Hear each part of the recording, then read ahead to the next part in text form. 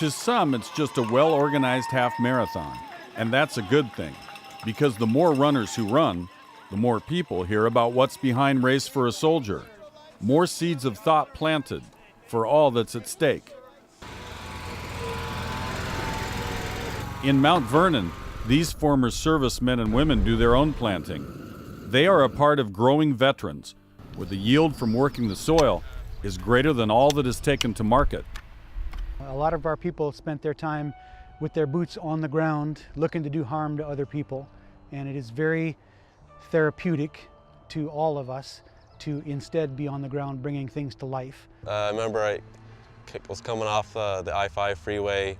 It's, you know, a mile down the road to here, and just looking, and I just had a really good feeling about just what I was walking into right then. It's beautiful here, it's nice, it's secluded, it's quiet. It almost seems fake at first, but it's very real, and it comes from a place of them trying to be compassionate and understanding of veterans that are coming in with, who knows. Getting your fingers in the dirt is good for you. Getting your fingers in the dirt next to someone who's had roughly similar experiences to you is absolutely golden. It's the little things, you know, when you hear someone laugh that just comes here, looks kind of sad or lost, and just the laughter, to us, that's a huge sort of monumental moment. When someone decides to share a piece of their story, to me that's huge, and I think a lot of us would agree with that. Such optimism has a connection to the post-war death of Kyle Farr in 2009. He was just 27. He was gone one day after being released for treatment of post-traumatic stress. His mother decided to take PTSD and rename it as Permission to Start Dreaming. And 1,500 runners joined her the first time the Foundation's race was contested in Gig Harbor. Their entry fees and direct sponsor donations all go to fund programs that are helping vets adjust after returning home. The alternative therapies are diverse. What works for some doesn't work for all. But those organizations supported by Permission to Start Dreaming have proven beneficial to returning servicemen and women. Sometimes it's subtle and slow. Sometimes a vet will say he's still here only because of the therapy. Sometimes a dog rescues a man's soul. This dog is named R2. He saves his master's life every day. I trust him now. You know, he's 3 years old now. He's been with me for the whole time, and I just know his little aura is there, and I can trust him to get online with where we're going and help me out. If I have problems, he'll be there. Another All-American assistance dog is Cammy. There's a lot to the training and the pairing, but the genius of it all is in the simplicity. They love unconditionally.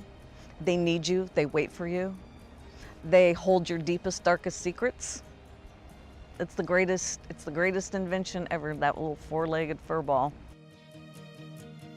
I take care of her, I provide her home and all that, but at the same time I provide affection to her, you know, I care about her. We're just, you know, two good buddies looking out for each other. Each year the connection grows, civilians recognizing their obligation to those who already met theirs. It's not charity so much as reciprocity. The 13.1 miles are hilly, demanding. 13.1 miles that take a runner through pain and sometimes into the unknown.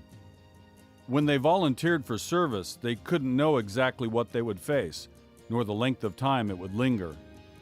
And so, the Permission to Start Dreaming Foundation is equal parts patient and relentless in finding solutions for our veterans. It's not my place to name names, but there are two people on site today who have said specifically that they were able to overcome the will to take their own lives after having been here on our farm for a time. One of them sold their firearm and bought gardening gear. I feel a little bit more, I don't say normalized, but I feel a little bit more accepted. I feel more in sync with society, with community. I just felt really out of sync with everything and everyone around me. And so coming here, I came to a greater realization I needed the folks here just as much as they needed me.